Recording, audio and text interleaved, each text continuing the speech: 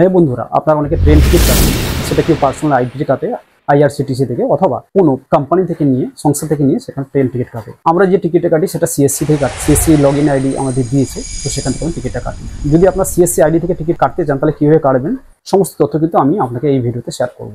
আর কি কি মনে রাখবেন এই কাজটা করার সময় অবশ্যই বলে দিচ্ছি। অনেক সময় এরর আছে, ওটা কীভাবে আপনি সলভ করবেন তাও আমি এই ভিডিওর মধ্যে দেখিয়ে দেবো। তো ছোট একটা ভিডিও, যারা নতুন ভিএলই তাদের ক্ষেত্রে অবশ্যই হেল্পফুল হবে। আর যারা অনলাইনে কোনো আইডি দিয়ে কাটেন তারাও দেখে নিতে পারেন। শুধু লগ ইন আইডিটা আমাদের আলাদা এবং ওয়ালেট থেকে ব্যালেন্স কাটাটা শুধু আলাদা, সমস্ত কিছু কিন্তু সেম থাকে।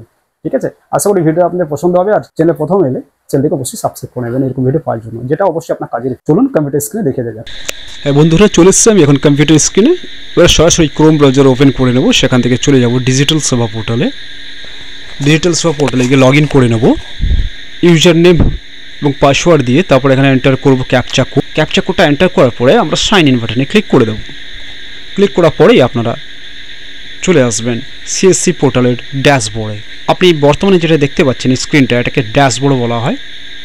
ঠিক আছে, ড্যাশবোর্ডে এসে সার্চ বাটন উপরে দেখতে পাচ্ছেন, সার্চ বাটনে সার্চ করব সাফার বলে, SAFAR।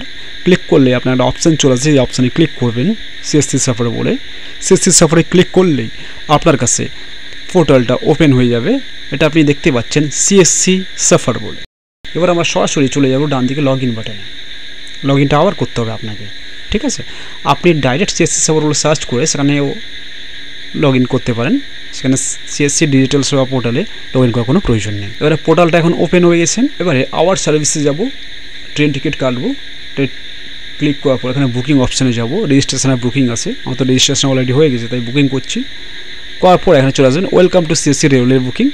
এখানে কাস্টমার যেখানে যেতে চাইছেন বোর্ডিং স্টেশনটা এখানে আপনাকে এন্টার করতে হবে, অর্থাৎ কোথা থেকে যেতে চাইছেন সেটা এন্টার করে নেব। আমি মেছাদা সিলেক্ট করে নিলাম। কোন জায়গায় যেতে চাইছি জায়গাটার নাম আমি এন্টার করব, অর্থাৎ ওই জায়গা রেল স্টেশন নামটা আমি এন্টার করব।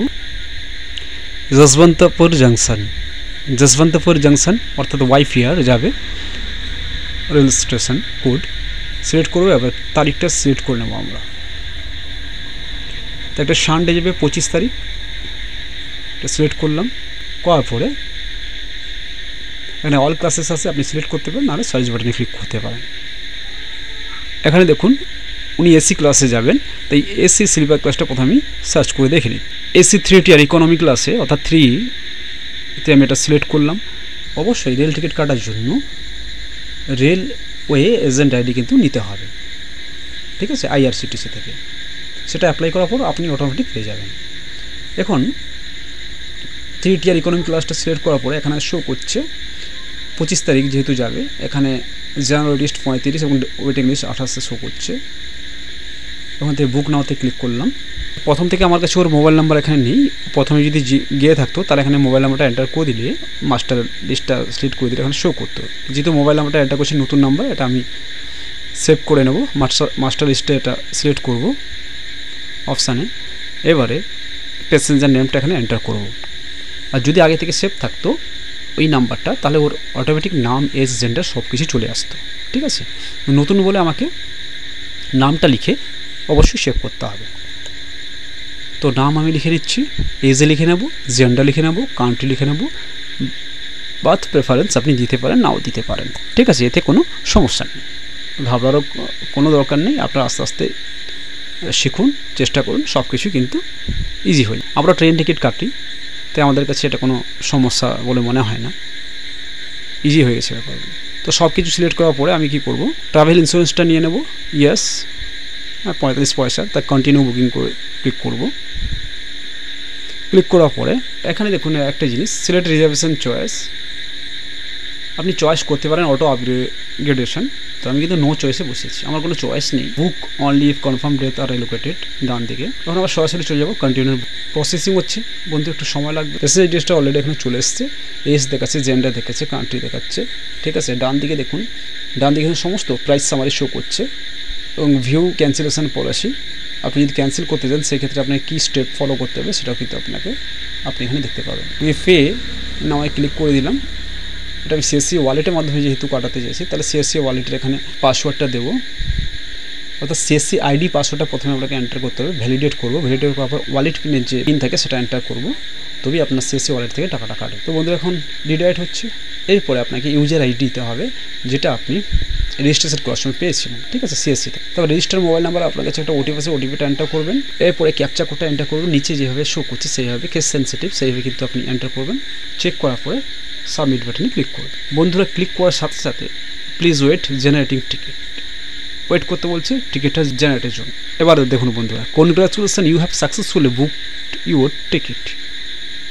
টিকিটটা অলরেডি আমি কিন্তু সাকসেসফুলি বুক করে ফেলেছি। এবারে কাস্টমারকে প্রিন্ট আউট একটা অবশ্যই দিয়ে দেবো। আপনি আপনার ডেস্কটপে একটা বা ল্যাপটপে সেভ করে রেখে দেবেন এক কপি পিডিএফ হিসাবে, বাদ বাকি এক কপি হার্ড কপি প্রিন্ট করে কাস্টমারকে দিয়ে দেবেন। এখানে প্রিন্ট করে নিচ্ছি, ঠিক আছে। আপনি সাদা কালো কালারে প্রিন্ট করে দিতে পারেন, কোনো সমস্যা নেই। এখানে সমস্ত ডিটেলস কিন্তু এখানে A to Z লেখা আছে। চার্জেসটা কী করে কাটলো, কোথায় কোথায় কাটলো, সমস্ত ডিটেলস কিন্তু এখানে শো করতে পারবে। প্রথমেই আপনাকে যা দেখিয়েছিল প্রিন্ট আউটটিও সেইভাবেই আপনাকে শো করবে, ঠিক আছে। এবার আপনি কী করেন, প্রিন্ট করে এক কপি কাস্টমারকে দিয়ে। তো বন্ধুরা আপনারা সিএসসি থেকে এইভাবে কিন্তু এটা ট্রেন টিকিট রিজার্ভেশন করতে পারেন। এইভাবে আপনি প্লেন টিকিটও কাটতে, তাছাড়া বাস বুকিং করতে পারেন বা কোনো ট্যুরিজম আপনি সাইড বুকিং করতে। তো আপনি সিএসসি আইডি যদি নিয়ে থাকেন তো এইভাবে আপনারা কিন্তু কাজ করবেন, ঠিক আছে। প্রথম আপনাদের সমস্যা হবে, কিন্তু আপনি একদিন এই কাজগুলো করতে করতে আপনার কাছে খুবই ইজি হয়ে যাবে। তো আপনারা যদি কোনো অন্য আইডি থেকে টিকিট কাটেন, ঠিক আছে, সেই ক্ষেত্রে নিয়মটা প্রায় একই হয়, কিন্তু আপনার লগ ইন আইডি এবং পাসওয়ার্ড সেটা আলাদা হয়। তাছাড়া আপনার ওয়ালেটের সিএসসি ওয়ালেট থেকে সেখানে না কেটে আদার্স কোনো ব্যাঙ্ক থেকে বা ইউপিআই কোড থেকে, ইউপিআই থেকে বা আদার্স কোনো সিস্টেমে টাকাটা কাটে। কিন্তু প্রসেসটা একটাই। তো আশা করি ভিডিওটা আপনাদের ভালো লেগেছে। ভালো লেগে থাকলে অবশ্যই বন্ধুরা একটা লাইক করবেন। একটা লাইক করলে আমি মোটিভেট হই আপনাদের কাছ থেকে। বন্ধুদের সাথে শেয়ার করতে ভুলবেন না জন্য। আর প্রথমবার চ্যানেলটিকে অবশ্যই আপনারা কিন্তু সাবস্ক্রাইব করে দেখাবে আপনাদের একটা কোনো কাজের ভিডিও নিয়ে। ততদিন ভালো থাকুন, সুস্থ থাকুন।